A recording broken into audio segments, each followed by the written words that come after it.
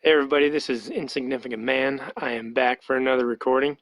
And just before we get started, I'd like to remind you, if you like these videos or you like my talks, hit subscribe and the bell and hit like as well. I'd appreciate all the comments, good or bad. I'll take whatever I can get. Alright, thanks a lot, and here we go. Let's get started.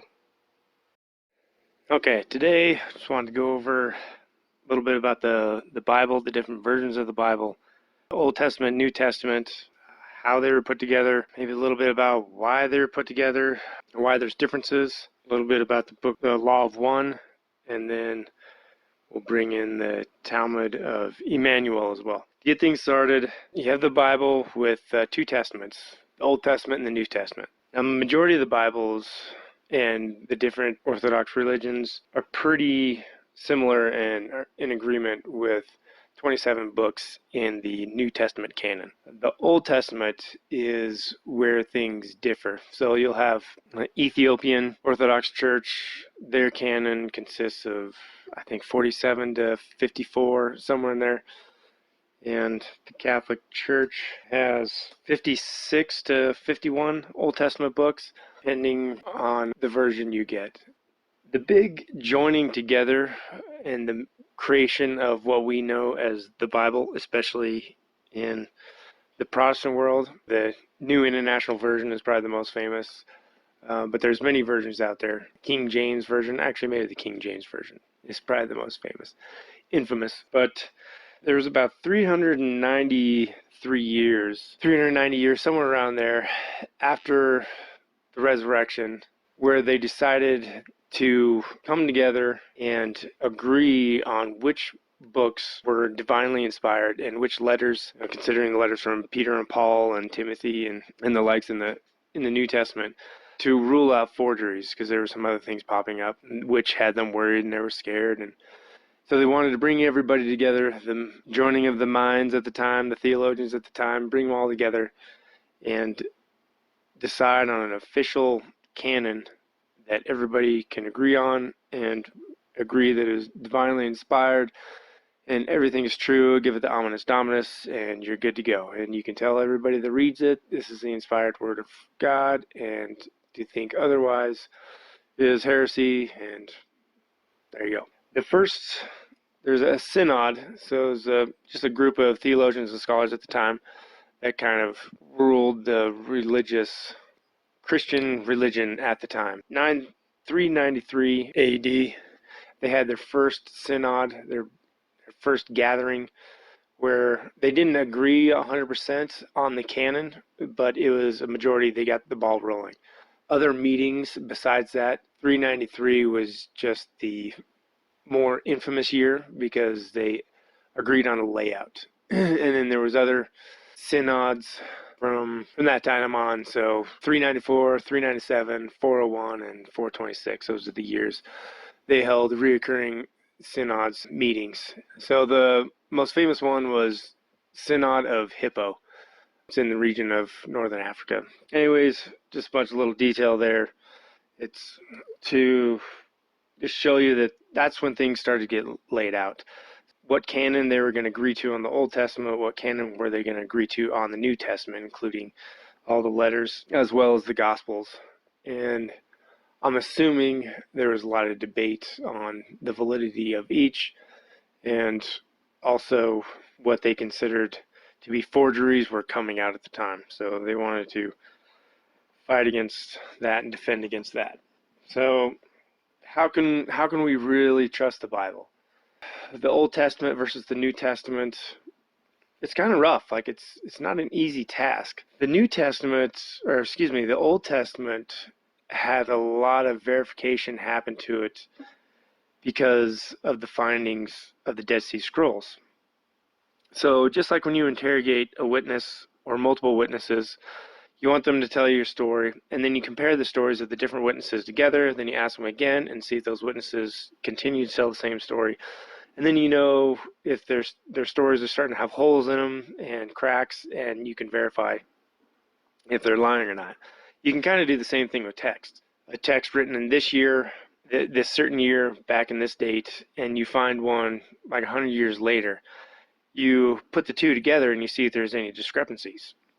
And if there's not, then you can probably bet that either they're just really good at telling the lie consistently, or that was the truth, and there's possibly some other texts that filled in between. And especially what we know, back in the old days, in the biblical times, how they, without the printing press, how they duplicated texts. They took it very seriously. These people transcribing, they not only would go word for word, they would also go the number of lines and how many words were on that line. So they went to a certain line, it had to be this certain number, and if it was not a perfect duplication, they tore the whole thing up and started over. Like, it was a very tedious process, so they took it very seriously.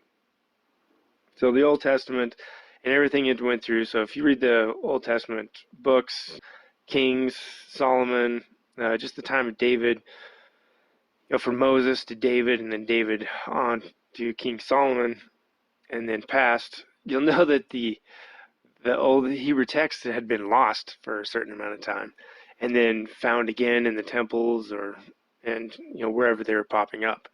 So it's interesting that they really didn't take care of these back in those days.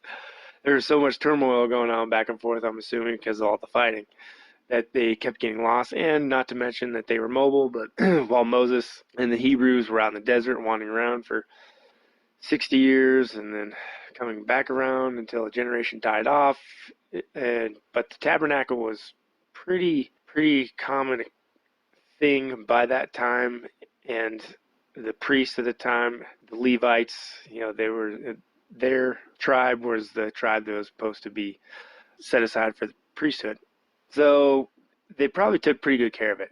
But once they came into Jerusalem and the tribes started to separate, and there was a lot of infighting and fighting with other people, you can kind of understand how things start to get lost. This place getting sacked and then taken back over and looted. The fact that any of it survived is pretty amazing. What we had in 1947 was an amazing discovery of the Dead Sea Scrolls. They found these papyrus, parchment, bronze scrolls. There's actually a couple copper scrolls as well, which were interesting. But since the discovery, they've been very serious about translating everything and then comparing what they found to previous texts of the same name. So they had multiple books of the Old Testament that were found, and they also found texts such as the Book of Enoch. And up until that point, in 1947, the only known copy of the Book of Enoch was the Ethiopians. With the Ethiopians, they decided to keep that as part of their canon in their Ethiopian Orthodox Bible. All the other groups had thrown it out because it was just so far-fetched, and they just couldn't believe what they were reading, and they didn't think that anybody believing in Emmanuel would believe it either. So it was like too much for them to ask of people to believe in. But the amazing thing is when they compared it, and it was also, the Book of Enoch was also claimed by everybody else except the Ethiopians to be false, that it was just a made-up story. One thing to discredit it, you just put doubt in everybody's mind, say, nope, that's a forgery, somebody made that up, that's not divinely inspired. So there you go. But what they found was, over thousands of years, it was an exact match, what they found in the Dead Sea Scrolls to the original text the Ethiopians had of the Book of Enoch. And if that doesn't scream validity, I don't know what else does. I mean, the fact that two stories can remain identical over 3,000 years of time rolling by, and it's pretty amazing. If you ask me, I believe the Book of Enoch is very authentic and very real. And when you read it, decide for yourself. Just, this is what I believe personally, but research for yourself, read it for yourself, and just think about what you're reading. It's pretty amazing what we know about technology nowadays. At one point Enoch describes the angels going to get wings so they could go fly somewhere. I mean, that kind of sounds like technology. He's going to get his wings, he's going to put his wings on, and they flew around, and the angel showed him all different places about the earth. And one of the other amazing parts about it is when you start trying to figure out what locations Enoch is describing, a couple of people have kind of narrowed it down to the mountain ranges in the Antarctic, which is crazy because now all of a sudden it's coming back to light, becoming more volcanically active down in Antarctica, and it's melting. We've also found that there's over 100 volcanoes on the western edge of Antarctica, and so those are heating up, and that's what's melting the ice. So it's pretty amazing, and Enoch goes into a lot of detail about the land of fire. It's all just volcanoes and lava moving. So, and then he describes the other mountain ranges that kind of make a square, I guess you'd say, around an open area, and it's pretty interesting. That part is intriguing, I think. And also, what else is intriguing is his visions that he has. And when you compare his visions to the Bible, I mean, it follows right along with the Bible. And he was just given a vision of the complete history of man up until the harvest. So why did they want to throw that book out? Well, it didn't fit in with their plans because they needed people to believe, and they couldn't ask them to believe too much. They were already asking people to believe that Jesus is the Son of God / the Son of God together, but separate, and then the Holy Spirit. Also together and separate, the Holy Trinity. And then you have to believe that the Pope is divine, and from his lineage is the only way you can be Pope, and that comes from Peter, who was said to have been the rock that Jesus built his church. So that's what they were going with. That's the background, that's the history, and there you go. So you have the Dead Sea Scrolls. They're verifying the Old Testament texts. They're verifying other texts, such as the Book of Enoch. Well, back to the formation of the canons. The Bible we have now, it kind of, I don't exactly remember the year, but after the canon was decided, or originally started, and it was laid out, had a rough outline at the Synod of Hippo. Then it evolved from there, and eventually the Holy Bible for the Catholics / Protestants, which all the way up through Martin Luther, and then there was this drive to reform the Catholic Church, and that's where Martin Luther came with the 95 Thesis, stapled it on the door, and the Reformation was born. And then there's the divide. Then you have the printing press as well. The majority of, I believe actually the whole New Testament, if not the majority of the New Testament, was written in Greek. But a lot of these apostles and their missionaries, doing the work in all these different lands, all these different languages, they were doing their best they could to translate. There was some confusion on Peter and Paul's part, just because that's what humans do. They they don't always listen and pay attention to the fine details. Just think about being back in elementary school, in high school. You don't always get every little piece of information correct from someone's just telling you, and you don't have a chance to write it down. A lot of those letters and even the Gospels weren't written down until like 70 years later, 40 years later, something like that. And it was from memory, and then their best understanding of the gospel at the time. And also from their perspectives of what happened. And, Peter and Paul weren't together the whole time. Paul didn't come into the picture till later. So you also have their different viewpoints as well. Paul was very learned, and Peter was not. He was not literate. Maybe developed into it, I'm guessing, because he eventually learned to write some letters, unless he had somebody write them for him. Those are things I really don't know. I've always been curious about. But where exactly in time makes these Gospels and the letters concrete and true, as far as they've never been manipulated, they've stood the test of time, and the words have never changed? I don't know if there's any way to really prove that, unless you start finding some older texts and which match, and or the original writings. So you can go and review the Greek, which is why you go to seminary or any Bible schools. I don't know if any Bible colleges require it. They should, but I know seminaries do. You have to take Greek, and then you have to take Hebrew for the Old Testament. So you have to be able to go back to the original Greek text and be able to translate and understand the meaning of Greek and how to look everything up and so on and so forth. But when you look back at, we have the Greek versions where it's nicely printed out, nothing's confused. But when you look back at the letters and the papers that they originally wrote them on, I mean, they were writing things into margins, and it was very unlegible. So, were there gaps that might have been filled in? I believe so. Could you take your best guess? Yeah, I think they were trying. But also, if there's certain words that just don't translate the same, different words could possibly get mixed up. And is it intentional? I don't think it was always intentional. Could there have been some instances where it was intentional? I think absolutely. Human nature, especially we have something so big of a movement as the Christian movement, sweeping the globe, that if something pops up, then you look at it and you say, man, that was translated incorrectly. Like, that's not the word that was used. Oh, well, that's the word we're going with, so don't even think about changing it. Because it would just change the story enough to really change the effectiveness of power and control. So one example is the word faith. What if I told you that 90% of the time faith is used in the Gospels, what word was actually intended to be used was knowledge. And if you change just that one word, faith, to knowledge, now you have a whole population trying to tell the Catholic Church, the papacy, that we need to know for ourselves. When the papacy were the only ones that were literate, they kept the peasants dumbed down.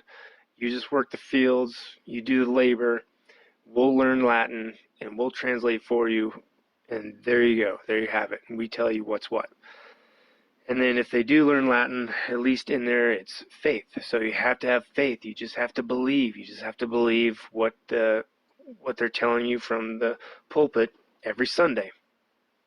And then you have control, and you have accomplished your goal. Because we know now from the book of Revelation that the whole time the beast and the dragon, the negative side of things, they want to use those energy centers that are human nature that are contradictory to love. So you have your red, your orange, your yellow. You have your anger, you have your ego, you have your control. And the biggest one is yellow. They use yellow a lot. It's power and control. You want to dominate, you want to rule.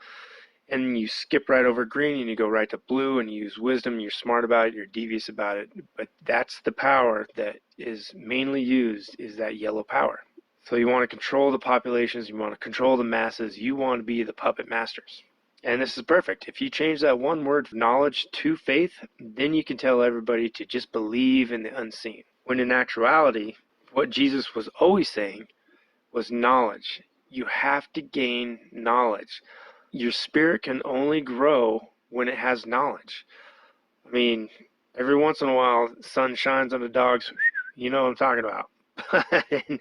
and he said that out loud. Like, every once in a while, in your ignorance, you might have power that shines through you, but you don't know how you did it, and you don't know what you're doing because you're still blind using faith. In other words, you're uneducated, you're naive, you're ignorant. And you need knowledge. You need knowledge to understand. And if you have knowledge, then you can understand. Once you have understanding, then you gain wisdom. And wisdom and love go hand in hand. And that, it was one of the foundational pieces of what Jesus was always talking about and always trying to spread. The masses need to educate themselves. They need knowledge. They need to know the truth. And when you have the truth, then you can start making decisions in your everyday life of love in service to others or love in service to yourself. And here's a good example of an analogy, I guess you'd say, of love and wisdom and even knowledge. All right, so pretend you're driving a car, right? We'll call that car, that vehicle you're sitting in, that is love. You're sitting in it, but you don't have a steering wheel. You know you need one because the car is just going all by itself in whatever direction. Wisdom is that steering wheel. So once you have wisdom, you are now gaining control of love and where to place it. And without wisdom to steer your love, it can go in bad directions. Like, you can say you're doing something out of love, but you're actually hurting a lot of people doing it. You're saying, you love these people so much, I'll kill whoever I need to kill in order to save these people. I mean, that's what a lot of holy wars have been fought like. So that car that you're sitting in, that car, that vehicle, it's love. It's driving all over the place, but it's like a Mario game. You gotta jump up and get those mushrooms, you gotta get those coins. Those coins and mushrooms, that's knowledge. So the more knowledge you get, the more wisdom you gain where you can steer that car. And instead of wandering aimlessly without a way to steer, you're randomly picking up these little pieces of knowledge. But eventually you get to enough knowledge where you have wisdom, you got a steering wheel, you can put your hands on that steering wheel, and now you can steer yourself towards all the knowledge you want and looking for it in any place you can think of. And the more knowledge you gain, the more control you have over love, and you have wisdom steering it right along. There's a little analogy for you. Without wisdom, love can go the wrong way very easily. It can go to martyrdom. We know a lot of the saints in history became martyrs, possibly when it wasn't necessary. But you have unchecked love because you have unchecked understanding because of your lack of knowledge. So Jesus was adamant, Emmanuel was adamant about, you need to have knowledge. You need to gain knowledge, and not just knowledge of everything, knowledge of how your spirit, body, and mind works. You need knowledge to grow your spirit. Everybody, as soon as they are born with a living spirit. So that's one of those half-truths that is sunk in, and a lot of people aren't going to like to hear this, but our physical bodies, I truly believe, were designed in a certain way lacking a lot. In other words, our physical bodies have always been what you would say dead to sin. If you've heard any kind of evangelizing talks, they say you're dead in sin until you accept Jesus into your heart, and then he gives you spiritual life. There's a half-truth we have, and what we need to get straightened out. It's very important, because people hearing this that don't want to believe in God, don't want to believe in Jesus, well, they think, oh, great, everyone else just thinks I'm dead inside and I have no soul. That's not true. That's not true at all. Everybody is born with a soul. Everybody is born with a spirit. That is how we grow, and that is the whole purpose of third density life, is to learn love, because you're growing your spirit. We need to grow our spirits and strengthen our spirits in ourselves, just like we train our bodies to be physically capable of doing our jobs, playing sports, whatever, preparing our minds to be educated and to think for ourselves and to retain information. So in the same way, we have to do the same thing with our spirit. Well, if you're told from day one that your spirit is dead, I mean, it's kind of a disheartening thing to hear. But the truth is, that's not true at all. The truth is, the second you're born, your spirit is incarnated into the human form as a baby. Your consciousness and your spirit are linked. That they are the same. Your consciousness comes from your spirit. They've even done experiments on people dying. So they had the beds on scales. I think this was done in like the 1950s. They had a dying person on a bed. They had the bed on scales, and they checked the weight. So when the person died, that scale went down 1/4 pound. And this tells you two things. Something happened, and it was something unseen happened, but that something unseen had a presence in our physical world. So that person had a spirit. It left its body. There was physical evidence of something leaving the body, but we couldn't see it. There is obvious presence of the wind because the kite is flying. Well, there is obvious presence of a spirit that left the body because the weight changed physical plane. So we are born with the spirits. That's what gives us consciousness. That's our personalities. That's what brings in our memories of past lives. But our body and our mind are designed in a way to force them to work together to seek the Creator. So the body, if anything is dead in sin, it's the body, because our spirit and mind have to come together with the body to seek the Creator. And once you seek the Creator, you're seeking love. And once you find love, that's where it makes that jump to that green energy center. So our bodies are all made ready to activate all those energy centers. But we're only born with the red, orange, and yellow. We strive for that green. Well, our spirits are alive in us. They are very immature. And like I said, you have to go through a forgetting every time you're born. So you don't remember anything, but you have a conscience.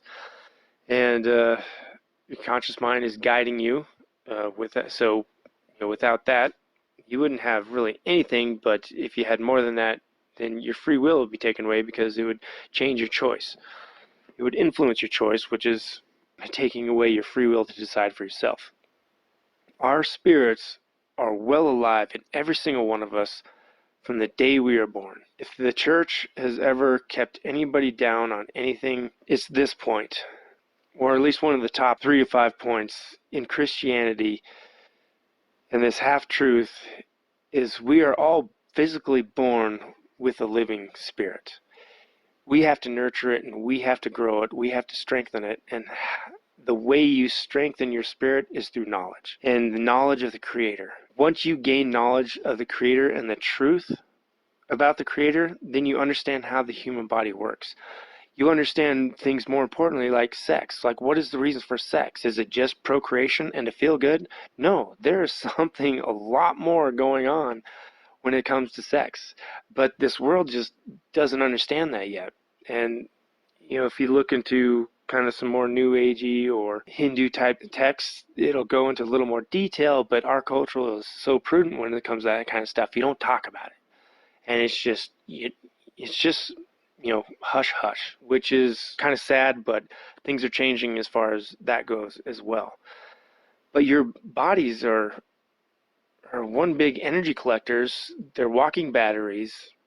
They have spirits inside them. You have a mind, you have a body, all three together. You have a divided conscious, a subconscious, and a conscious mind.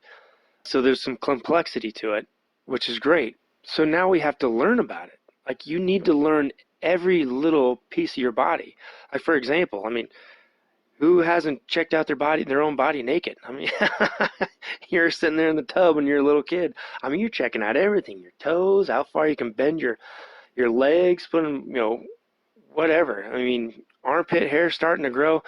You need to discover self first. Everybody needs to discover self first, and that includes the body, everything about your body, so you can listen to your body, especially when it's feeling ill, when you're feeling good, just not feeling right for whatever reason, and then your mind. You have your mind, your body, but then your emotions are all in there as well.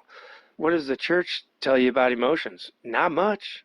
All they tell you is, majority of churches will tell you, don't trust your emotions. But what they never tell you is, think on it a while.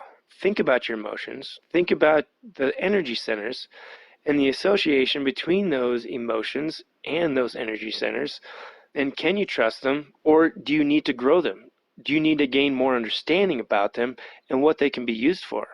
And if we would take the approach of wanting to know more and educate ourselves about our feelings, then we're going to know more about our energy centers, and both of them combined, we're going to learn more about the Creator and what He had designed. And the whole purpose of the rainbow was to wake us up. Our bodies are one big walking rainbow of energy and light. And the first thing God created was light. Light is everywhere. You put on NVGs, you can pick up those photons moving and bouncing off of everything. Light is everywhere, and light is powerful. Every single frequency of that light has its own unique, I guess you'd say, use. Each light is a different tool for a different thing. The more we know about the Creator, the more we know about our emotions and these energy centers, then the more we can practice with them and grow them and build them, and then we can also understand the Holy Spirit and what exactly it is, its energy, and what it's doing to our bodies as well. And it's growing all of this is growing your spirit because you're growing in knowledge. We want to grow the knowledge. We want to learn more about our bodies and what we're capable of, because we're talking about an infinite power source that we have always had a potential of connecting with. How do we go about that? And it's not just certain people around the world. It's like, no, everybody. But what do you have to know for this to take place? Well, people like Rasputin. He was a very, very negative individual, but he was even known to be very good at using some kind of unseen force. But if there's true balance in this universe and the Creator truly made a balanced creation, so it's not lopsided, otherwise it wouldn't be balanced, then what you offer to the light, you also have to offer to the dark. What you offer to the positive side, you also have to offer to the negative side. So he was just of service of self. So he was accomplishing his own selfish motives, but he understood that energy, that infinite energy that comes from the Creator and the Creator's Spirit. Everybody is equally offered the same, no matter if you choose the positive route or you choose the negative route. It's there. We just have to learn it. We have to understand it. And once we understand it, then we can grow, and we can become adolescents. Then we can become young adults, and then we can become grown adults, and then we can become wise elders spiritually. That's the whole message that Jesus is trying to show people by his miracles and everything he did, walking on water, calming the weather on the sea, healing everybody, and foretelling the future, seeing someone's life and telling it to them in front of them. He already knew how to tap into this over the course of his life through his studies. He searched the world for knowledge, and he was informed of a lot of information that has always been accessible to us, or it's always been here, it's always been present, but it's been hidden from us. And that's what is coming out now. We have the validity of the Old Testament. You can verify the text staying similar because of the Dead Sea Scrolls. Then you have the New Testament texts, and you start to get to some kind of fuzzy areas where the original Greek text was hard to read and you're trying to fill it in. And then Peter and Paul were already spreading kind of a tainted message, and some words were being flipped, which made huge differences, and it caused half-truth, and which also caused a split of unity, which is the Trinity. So the Trinity is not at all what Jesus was talking about. He was talking about unity, being one with the Creator, and we are all one, hence the law of one. How do we know that the Talmud of Jmmanuel, written by Judas Iscariot, is valid? There was some other texts that had come out around, let's say, 130 to 170 AD, somewhere in between there. There's some texts that were coming out that the church was saying were false, and they were forgeries. And one text that came out was a text from Judas. It says it was a text that came out after his death. Well, that's if you assume that what they told you to begin with is that Judas died on the tree, hung himself. So you have texts like this in history that have popped up, and when you read the Talmud of Jmmanuel, the Sadducees and Pharisees had stolen his original work so they could read through it, everything that he had recorded, because they wanted to know about Emmanuel. Well, whatever happened to that text? Was it tossed out? Was it held on to until a certain time so they could use it and try to discredit the big Christian movement that had been sweeping the world? 140 years later, I mean, it's a strong possibility that people will start releasing these writings that now don't match with the current times. Well, how do you know it wasn't a forgery? Because everybody thinks Judas Iscariot died. Back then you don't.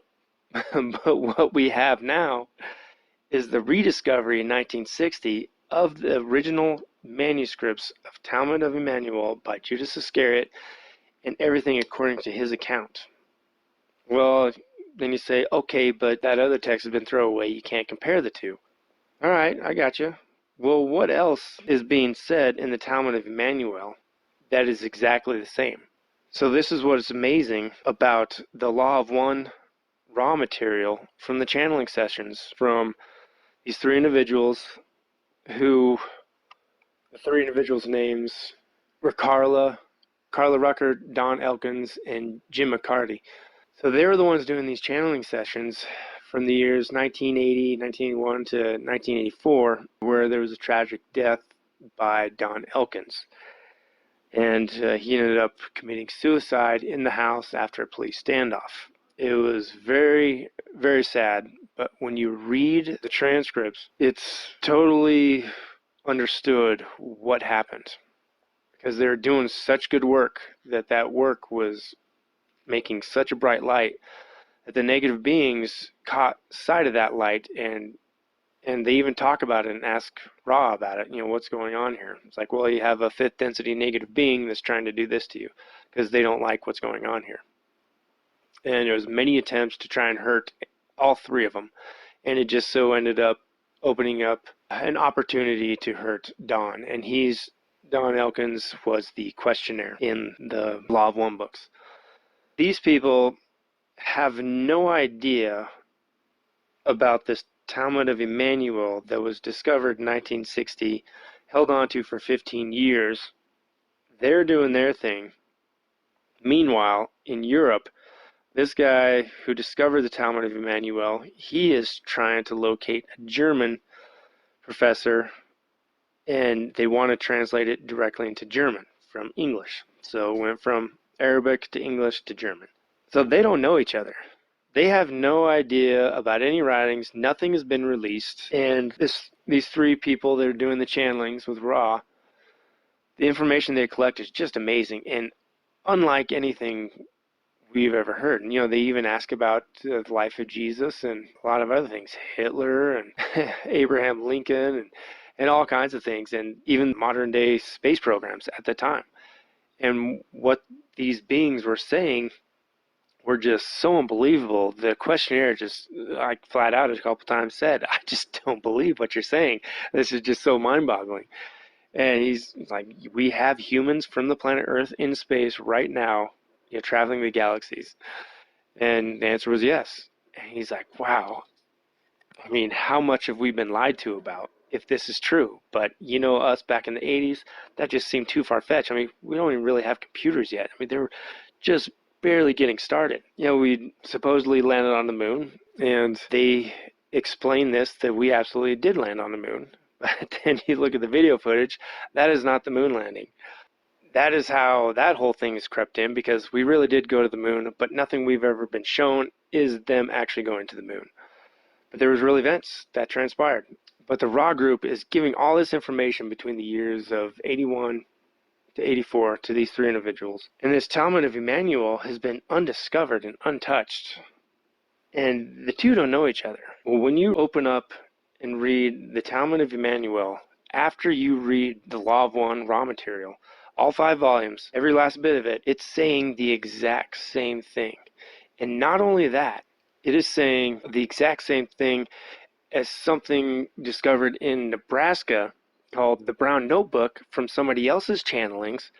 They were saying the exact same thing as well. Not only were they just saying the same thing, they were ending their transmissions with the same line. So here's an example of the line. Every time they end a transmission, let me start with, every time they start a transmission, they say, I am Ra, I greet you in the love and the light of the infinite creator. We communicate now. At the end of every transmission, they say, I am Ra, we leave you in the love and light of the one infinite creator. Go forth, therefore, rejoice in the power and the peace of one infinite creator, Adonai. Now, that just blows me away, that they sign off in that way. And they're coming to us every time saying they're coming to us in love and in light. And then they go to explain in pretty good detail why that is and who they're serving and why they're doing what they're doing. And it's their way of serving the creator. So after this third density, we go to fourth density, the split happens. How are we going to serve the creator? Are we going to serve the creator by serving ourselves, or are we going to serve the creator by serving others? So they're of the positive side of the spectrum. So they're serving the creator by serving themselves, by serving others. And they refer to them as the brothers and sisters of sorrow. So they go to wherever callings of sorrow they feel they can help, no matter where that is. You have that book with the transcriptions, and then you read the Talmud of Jmmanuel, and it's saying the exact same thing. And then not only that, it's saying that Jesus was always saying this from the beginning, and that things got distorted. And once they were distorted, it got everybody on the shoulder of the right path. And what's happening now, the Great Awakening, we're just trying to get everybody off the shoulder. No matter what religion, every religion is riding on the shoulder. It's bumpy, it's gravelly, it's rough. It's not perfectly smooth. We just want everybody to get back in the middle of the road, where it's smooth, straight line, heading right towards the creator. And as far as can you truly believe it, I'm giving you a little bit of evidence for you to think about. I can't tell you you have to believe in this or else, I mean, that's where the church has gone wrong. Islam, Mormons, Catholics, Protestants, you name it, we've all gone wrong. We've forced everybody to do this. But read for yourself. Become aware that there are these texts out there that we can look through and just see what happens when you read it. For me, it felt like my spirit was wanting to jump out of my body like a kicking little baby. I was so excited for what I was reading, and everything just felt like it fell into place. Maybe with everybody else, it'll be a different experience. I don't know, but I can't force you to do anything. I can just bring this to light and show you that there are these texts out there that give the strong possibility, the strong chance that what we know of God and the Creator has been slightly altered, just enough for us to miss the mark.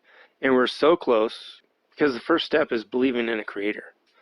So once you believe in a Creator, then the seeking begins. And we have to keep seeking. We have to keep looking. And this is just where my path has taken me, and I'm just trying to share it with everybody. So you all have your own paths. I just want to make one thing clear before I close out here. I'm not saying that because the Talmud of Jmmanuel has surfaced, we just throw out all the Gospels or the whole New Testament, and that's not the case. That's not what I'm saying at all. What I'm saying is the resurfacing of the Talmud of Jmmanuel is giving us something to compare the New Testament to. It's given us something that we can use to compare to what Jesus was saying in the Talmud of Jmmanuel by Judas and what was written down in the Gospels, which has been exposed to thousands of years of corruption. So in this way, we can piece together by what we start to learn and understand as love and compare the Talmud to the Gospels and the New Testament. Then we can start deciphering what is not true about love and what is true about love and what is true about Jesus' life and what wasn't true. What words were replaced to feed the narrative that the church at the time was trying to do, and how they're trying to abuse the Gospels and distort the message. So this way we can, like the potter, we can strip away that extra clay and finally get down to the true structure and the absolute truth. And that's what we're looking for, is absolute truth. So this is just another tool, just like the raw material. It's another tool. It's not something, it's not text that we should be putting it up on a pedestal and worshiping it like people have done the Bible for so many years, claiming you have to believe in everything in this book or else don't believe in the true God or the true Savior, the Messiah who is meant to come. Jesus absolutely did come and preach the truth about love. He absolutely did come before the Jewish nation, and he absolutely was put on a cross and tortured and stabbed and nailed through his hands and feet and killed. I'm not trying to say it's discrediting the whole thing and it's garbage. Not at all. It's just a tool that has come for us to use to find the truth. Take a look at these texts. The Law of One is on Amazon. There's 2 volumes on Amazon. It's great. You can do that, or you can do the paperback copy. Talmud of Jmmanuel, it's got a paperback copy. There's some individuals, like I mentioned before, Corey Good, he talks about the Raw Group. CORYGOODE. He's on a show called Cosmic Disclosure. It's with a guy, but you can now find it on Amazon Prime, so you can watch whatever episode you want on Amazon Prime, so it's easily available. Check these things out. I mean, there's just amazing information, and in my opinion, the Talmud, for me personally, the Talmud of Jmmanuel is telling the truth, and especially because what we know nowadays, what's going on, and the Bible, I think, also verifies it as well, especially the book of Revelation. So if it's been a while since you read the book of Revelation, don't be afraid of it. It's always been there for us. People have tried to scare you in the past to be afraid of this, and it's just something more that we don't understand, like these big trumpet blasts. There is a very good chance that when they describe these 7 angels, blasting the trumpets, these are actually solar flares. So every angel has been described in the Bible as stars, and previously in the same text and previous texts in the New Testament, that angels are stars. If the angel is coming out blasting a trumpet, it's vibration. So he's blasting vibration. The angel is the star is our sun, It's blasting vibration. That is the massive surge of energy that the sun puts out to initiate change. And we know we're going through change. And there's also clouds of energetic changes that our solar system and star are going through and moving through. And it's amazing. This information is out there. And I encourage everybody to check it out. Not just believe every word I say, but just listen to what I have to say to move on to discover for yourself. And that's really the only way. I mean, you can tell your little kid all day long, don't touch that stove, it's hot. But the only way they're going to learn is if they touch the stove. So I encourage you to touch the stove. Go right ahead. Put your hand on that stove and see what you find out. I'm going to wrap it up right now, but that pretty much sums up the majority of what I want to talk about: the Bible, different texts, the origin, the canons, Bible canons being brought together. Can you trust them? That's up to you to discover also. There are a lot of theologians out there that talk about the Bible from all different perspectives. Also Islam and Mormons. Take a look at the formation of the Bible and the text, and then check out this Talmud of Jmmanuel. He has something to say about Muhammad in there as well, and he gives a lot of praise to Muhammad. He says, like what is going to happen to his word is the same that's going to happen to Muhammad. It's going to get twisted, and it's going to bring a lot of death because people have twisted his words. There is a lot in there for everybody. Like I said, the Jewish nation, Islam, the Christian nation, Mormons in there as well, and Hindu. I mean, he even talks about his times in India a little bit with healing. So you want to know about healing? You want to know more about that type of stuff? Read the Law of One. It goes into great detail about healing. I'd love to see more people out there start to heal. Modern medicine is catching up, but they look at us like a machine. So they want to repair the machine instead of looking at us as light. Everything you see is derived from light. Light can heal light. So that's what I was talking about before, that green energy center, that green light, the pure green light, that's the great healer. And it also builds. It builds up. It can construct things, using your mind, thought, and that green light from the Holy Spirit through your body as a conduit. It's also the great builder. So you think about it, it's kind of the same thing. You're rebuilding the body using light, that green light. It repairs things to its original form or the form you were thinking of. So it's amazing stuff. So I encourage everybody to check it out. This is the insignificant man. I am nobody special. I'm just trying to get everything out of my brain and to get you thinking about stuff. But research it on your own and go down your own path. Sit in that car of love, find that knowledge, understanding, grab that steering wheel, and get on the road. All right. Hope everybody's doing good. I'll see you later.